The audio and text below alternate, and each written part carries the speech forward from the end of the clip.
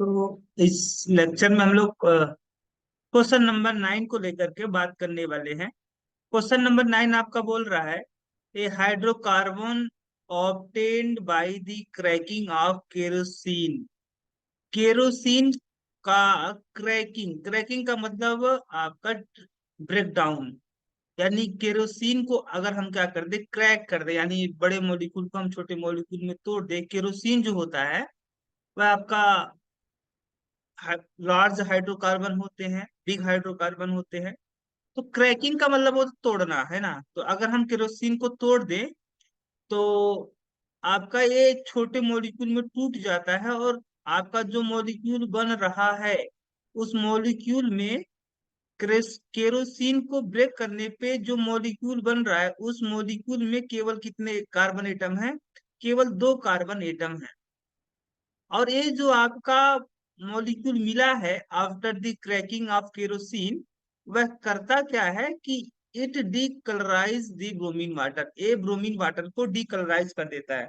तो देखो भाई, केरोसिन को आप जब केरोसिन को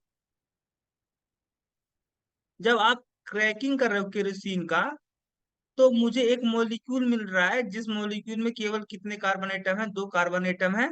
और सबसे खास बात है कि जो आपका मॉलिक्यूल है यह ब्रोमीन वाटर को डीकलराइज कर देता है। अगर आपका ब्रोमीन वाटर जो है ये डीकलराइज हो जा रहा है, ब्रोमीन वाटर अगर आपका डीकलराइज हो जा रहा है, तो इसका सिंपल सा मतलब है कि जो मॉलिक्यूल होगा वह क्या होगा? जो मॉलिक्यूल होगा वह आपका अनसेचुरेटेड होगा।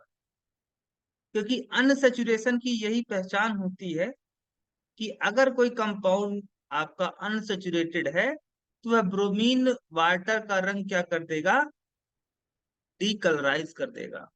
तो इसका मतलब समझ में आ गया कि 2 कार्बन है, आपके कार्बन एटम की संख्या 2 है, और अनसेचुरेटेड है। क्या है? अनसेचुरेटेड है। तो आपका, अगर मैं बात करूं इथीन की, तो इथीन में 2 कार्बन एटम होते हैं, है ना। 2 कार्बन एटम होते हैं। और यह जो इथीन है यह एक अनसेचुरेटेड है। यह ब्रोमीन वाटर को क्या करेगा? आपका ब्रोमीन वाटर को डीकलराइज कर देगा। यानी इसका मतलब ये हुआ कि जो आपका प्रोडक्ट मिल रहा है वो प्रोडक्ट आपका इथीन होगा, है ना। To which family of hydrocarbon it's belong, ये किस फैमिली से बिलोंग करता है जो आपका प्रोडक्ट मिला है इथीन? ये आपका एल्किन सीरीज से, एल्किन सीरीज से बिलोंग करता है, एल्किन फैमिली से बिलोंग करता है।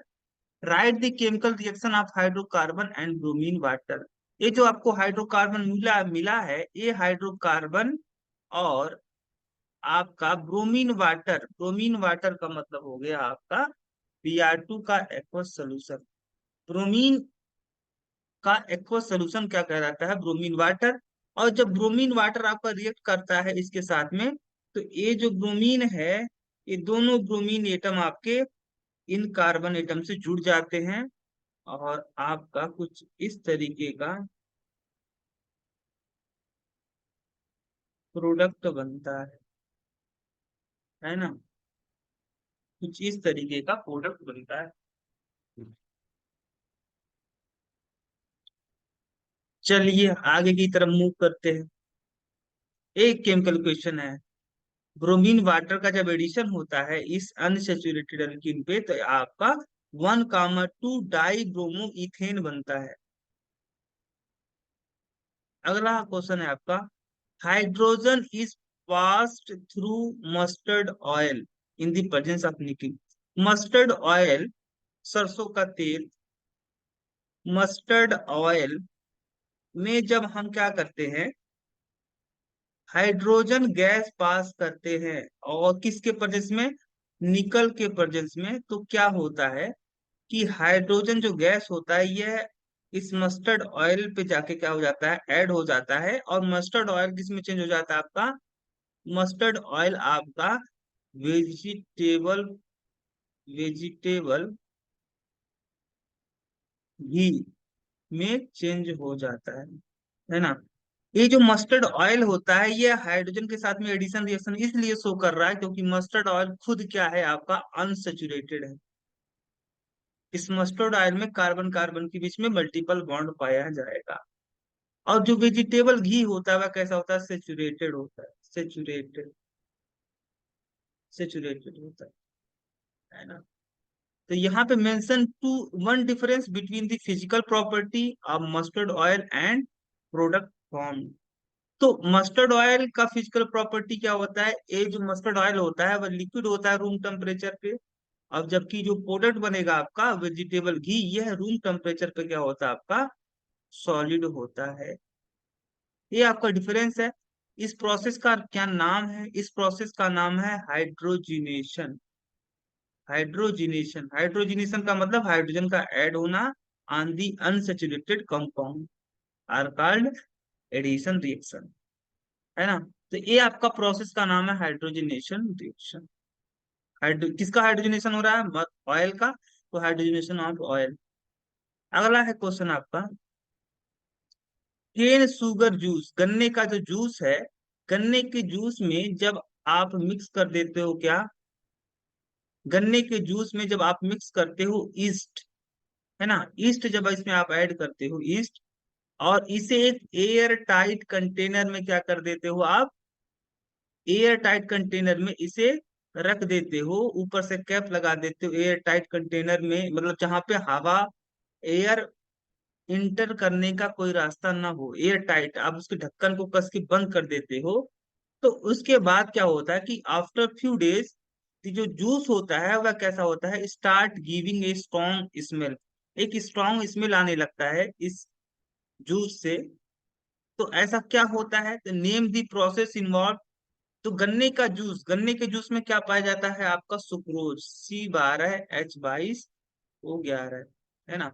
इस गन्ने के जूस को जब आप एयर टाइट कंटेनर में रख देते हो, और इसमें क्या मिला करके, ईस्ट मिला करके ना, क्या मिला करके, ईस्ट मिला करके, ईस्ट। तो गन्ने के जूस में जो सुक्रोज होता है वह कितना परसेंट होता है, 30% अबाउट होता है, 30%, है ना, 30% सुक्रोज होता है। तो होता क्या है कि ये जो सुक्रोज आपका होता है इसमें वाटर भी प्रेजेंट होगा गन्ने के जूस में। तो ये आपका पहले सुक्रोज क्या होता है, हाइड्रोलाइज हो जाता है। हाइड्रोलाइज मतलब वाटर, वाटर का एडिशन क्या कहलाता है, हाइड्रोलिसिस कहलाता है। तो इस सुक्रोज का हाइड्रोलिसिस होगा, एक मॉलिक्यूल आपका ग्लूकोज बनेगा और एक मॉलिक्यूल आपका क्या बनेगा, फ्रक्टोज बनेगा, है ना। अब ये जो सुक्रो आपका ग्लूकोज है, ये ईस्ट में प्रेजेंट आपका, ईस्ट में जो प्रेजेंट होता है आपका,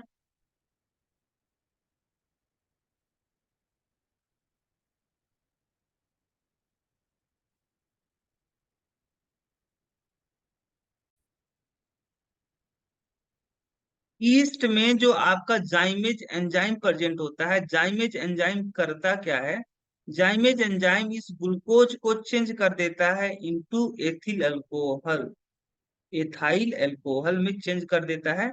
और ये साथ ही साथ आपका कार्बन डाइऑक्साइड गैस रिलीज होता है। और ये जो आपका सुक्रोज था, सुक्रोज का ओवरऑल आप देखें कि सुक्रोज जो था आपका पहले चेंज हुआ ग्लूकोज एंड फ्रक्टोज में टूटा, उसके बाद फिर से आपका यहाँ पे ईस्ट में जो जाइमेज एंजाइम प्रेजेंट था वह यहाँ पे जाइमेज एंजाइम ने क्या किया, ग्लूकोज को एथिल अल्कोहल में चेंज कर दिया। तो यहाँ से यहाँ तक आप पहुंच गए।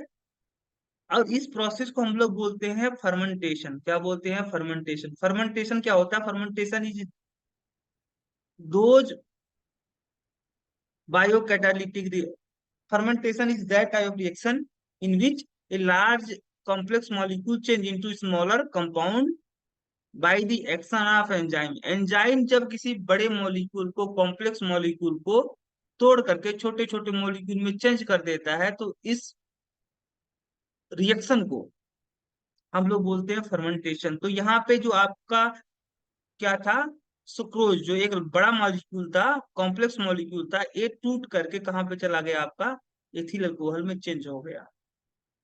तो इस प्रोसेस को हम लोग बोलते हैं फर्मेंटेशन। फर्मेंटेशन में आपका कार्बन डाइऑक्साइड गैस रिलीज होता है ना। Name the method use for the separating main product from the mixer, है ना। ये जो आपका मिक्सर है, मिक्सर में से हम लोग मेन प्रोडक्ट आपका क्या बना है, मेन प्रोडक्ट आपका बना है इथाइल अल्कोहल। इथाइल अल्कोहल को हम अलग करना चाहते हैं, तो यहाँ पे मुझे क्या करना पड़ेगा, फ्रैक्शनल डिस्टिलेशन करना पड़ेगा, है ना। Right the chemical equation describing the change during the reaction. Reaction के दौरान जो चेंजिंग आ रहे हैं उनका केमिकल इक्वेशन लिखना है, तो यहाँ पे हमने केमिकल इक्वेशन ऑलरेडी लिख रखा है।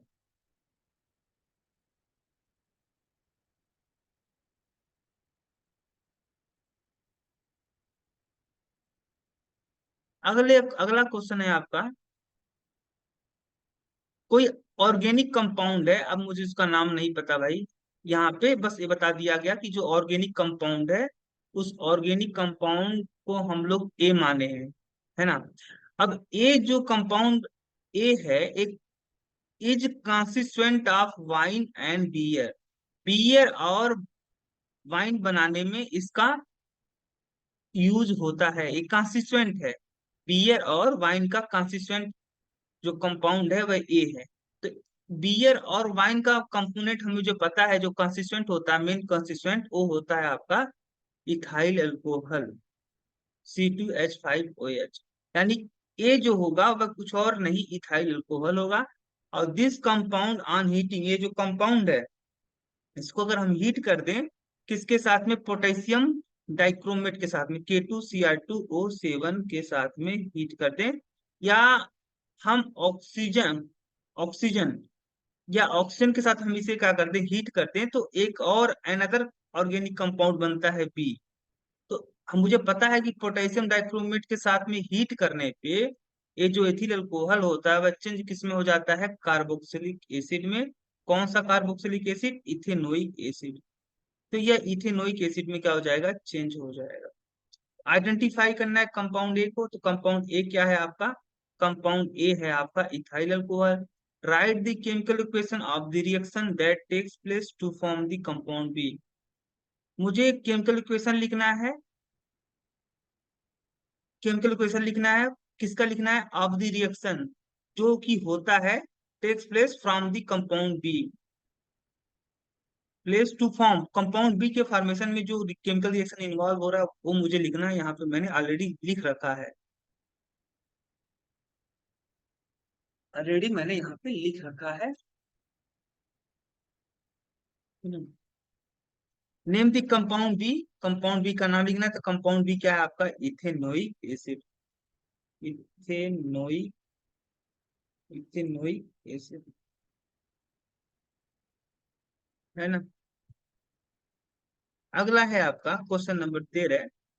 यहाँ पे है कि एक कोई ऑर्गेनिक कंपाउंड है, उस ऑर्गेनिक कंपाउंड का नाम नहीं पता, बस उसका नाम दिया गया है कि वो जो ऑर्गेनिक कंपाउंड है वो क्या है आपका, एक्स। और एक्स जो है हैवी मोलिकुलर फार्मूला, एक्स का जो मोलिकुलर फार्मूला होता है वह होता है C2H4O2, है ना। ये जो ऑर्गेनिक कंपाउंड आपका दिया गया है एक्स, जिसका मोलिकुलर फार्मूला C2H4O2 है, एक give brisk effervescence with sodium bicarbonate. यह जो कंपाउंड है यह सोडियम बाइकार्बोनेट के साथ में क्या देता है, ब्रिक इफ्रीविसेंस देता है, यानी गैस आपका सनसनाहट के साथ में एक गैस रिलीज होती है। अब मुझे पता है कि ये कंपाउंड आपका कौन सा होना चाहिए, देखो, अगर कोई कंपाउंड आपका, कोई मेटल कार्बोनेट या मेटल बाइकार्बोनेट अगर किस एसिड के साथ में रिएक्ट करता है, तो वह एक गैस रिलीज करता है, दैट इज कार्बन डाइऑक्साइड, है ना। और जब कार्बन डाइऑक्साइड गैस रिलीज होती है तो सनसनाहट के साथ में बुलबुले बनते हैं तेजी से। जैसे ही ब्रिक इफ्रीविसेंस के नाम ले तो ये बात समझ में आ जानी चाहिए कि भाई वहां पे गैस रिलीज हो रही है, दैट इज कार्बन डाइऑक्साइड। तो अब चूंकि ये आपका क्या है, मेटल बाइकार्बोनेट है, तो इसे क्या होना पड़ेगा, कोई एसिड ही होगा आपका, क्योंकि एसिड ही मेटल बाइकार्बोनेट के साथ में रिएक्ट करके कार्बन डाइऑक्साइड गैस रिलीज करते हैं। तो इस मॉलिक्यूलर फार्मूले से रिलेटेड कौन सा आपका एसिड है, that is ethanoic acid, ethanoic acid, है ना। अच्छा, क्या बोल रहा है आपका, अच्छा, what is the nature of compound x, x का नेचर क्या है? तो एक्स जो कंपाउंड है वह एक आपका कार्बोक्सिलिक एसिड है। वह क्या है? आपका एक कार्बोक्सिलिक एसिड है। तो कि इसका जो फंक्शनल ग्रुप होगा वह COOH होगा। और right the condense formula of x, x का कंडेंस फार्मूला क्या होगा आपका? तो ये आपका कंडेंस फार्मूला है एक्स का। अब फिर कह रहा है give the name of the compound x. इस कंपाउंड का नाम क्या है? तो इस कंपाउंड का नाम है इथेनोइक एसिड। फिर कह रहा है name the gas evolve during the reaction, reaction के दौरान कौन सा गैस रिलीज हो रहा है? That is carbon dioxide. और कह रहा है कि right the chemical equation for the reaction between compound X and sodium bicarbonate. X और सोडियम बाइकार्बोनेट के बीच में जो रिएक्शन हो रहा है, एक्स का मतलब आपका CH3COOH, और सोडियम बाइकार्बोनेट के बीच में जो रिएक्शन हो रहा है वह क्या, कौन सा रिएक्शन है आपका? CH3CONA प्लस आपका H2O plus carbon dioxide gas आपका रिलीज हो,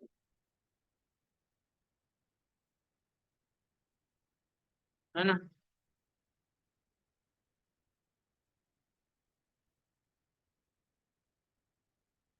ये है आपका यहाँ पे केमिकल क्वेश्चन जो इन्वॉल्व हुआ है जब आपका एक्स रिएक्ट कर रहा है सोडियम बाइकार्बोनेट के साथ।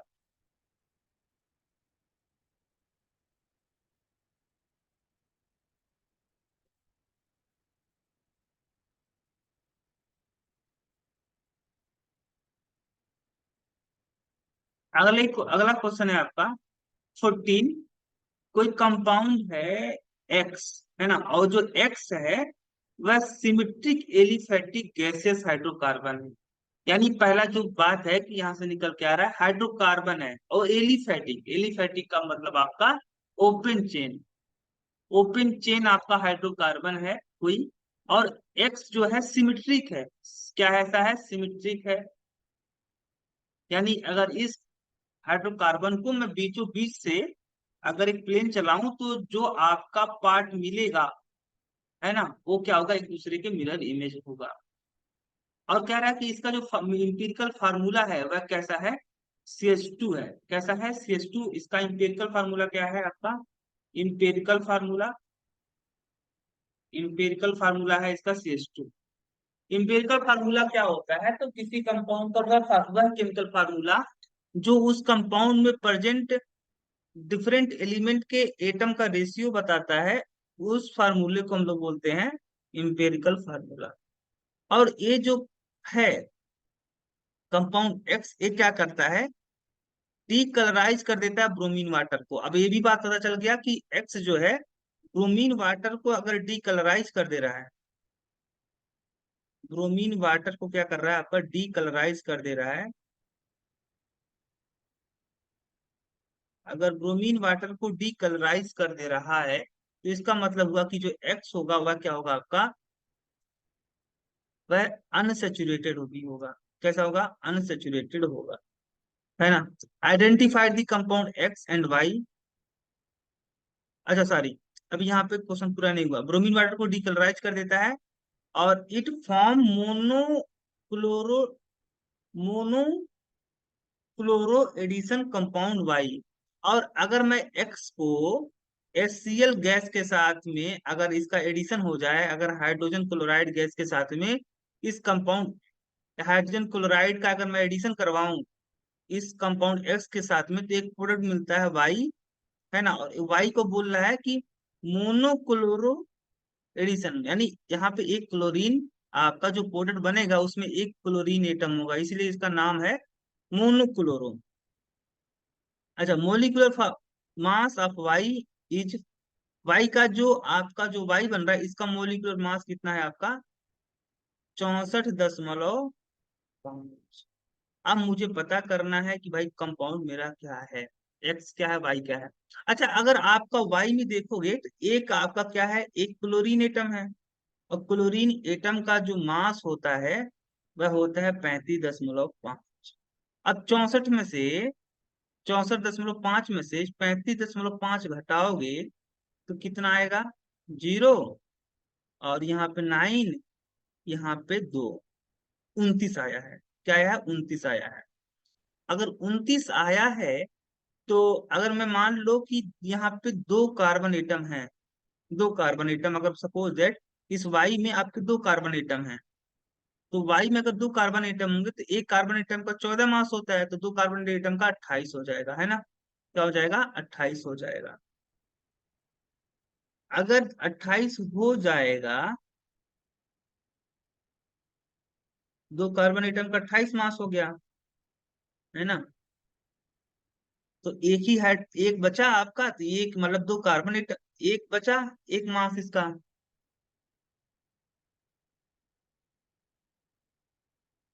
एक मास इसका बचा, एक एक एमयू का, एक आपका हाइड्रोजन होगा। यानी जो वाई है वह मेरे हिसाब से आपका कुछ इस तरीके का मुझे लग रहा है। मोनोक्लोरो नाम।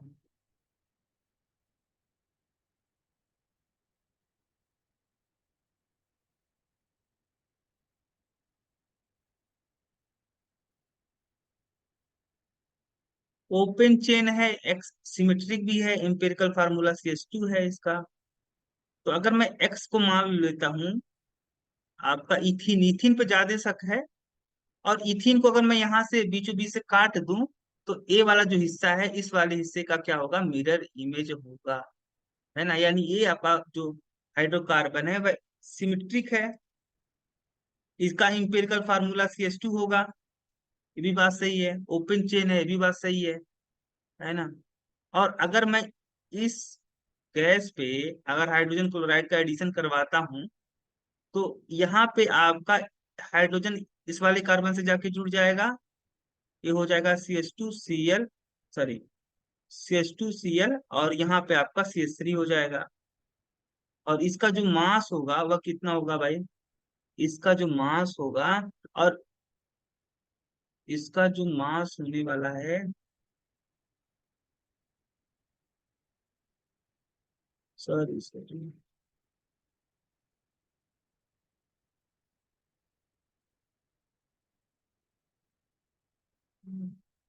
इसका मास कितना होगा? दो कार्बन एटम, तो दो दो कार्बन का 28 हो गया। पांच आपके क्या है? हाइड्रोजन एटम है, और एक आपका क्लोरीन एटम है, 35.5। 28 5 33, 33 और 35.5, 5 8, 68.5। यहाँ पे कुछ गड़बड़ हो रहा है।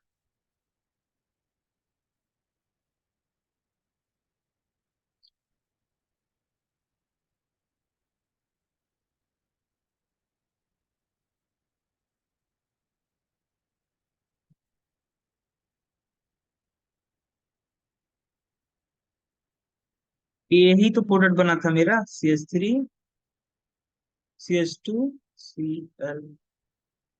तो इसका मोलिकुलर मास 64.5 कैसे हो गया? दो कार्बन एटम, तो दो multiply by atomic mass of carbon, carbon का 14, पांच हाइड्रोजन, तो 5 × 1 और एक का 35.5, ये 28 हो गया, 5 हो गया प्लस 35, 28 5 33 प्लस 35.5।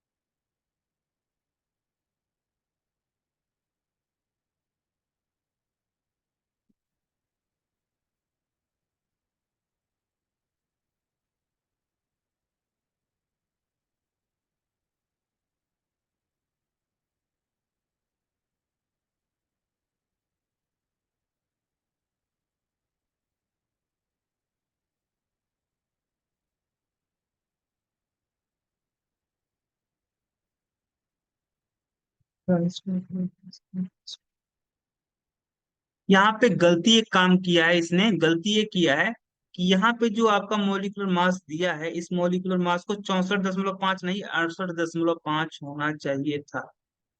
ये गलती किया, अदरवाइज मेरा जो था ऑप्शन वो सही होता।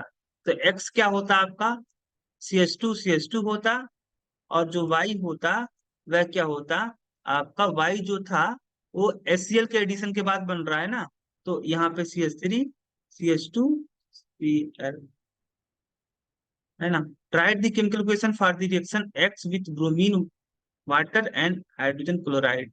एक्स का मतलब आपका CH2 इसका अगर एडिशन आपका करवाया जाए ब्रोमीन वाटर के साथ में, तो आपका ये जो ब्रोमीन होता है यह जाकर यहाँ पे ऐड होगा, और यहाँ पे बनेगा CH2Br। और अगर इसका मैं एडिशन करवाऊँ हाइड्रोजन क्लोराइड के साथ में, तो यहाँ पे आपका क्लोरीन यहाँ पे जाके ऐड हो जाएगा, बनेगा CH2Cl, और यहाँ पे आपका हाइड्रोजन जाके ऐड होगा, बनेगा CH3। तो ये भी क्वेश्चन हो गया।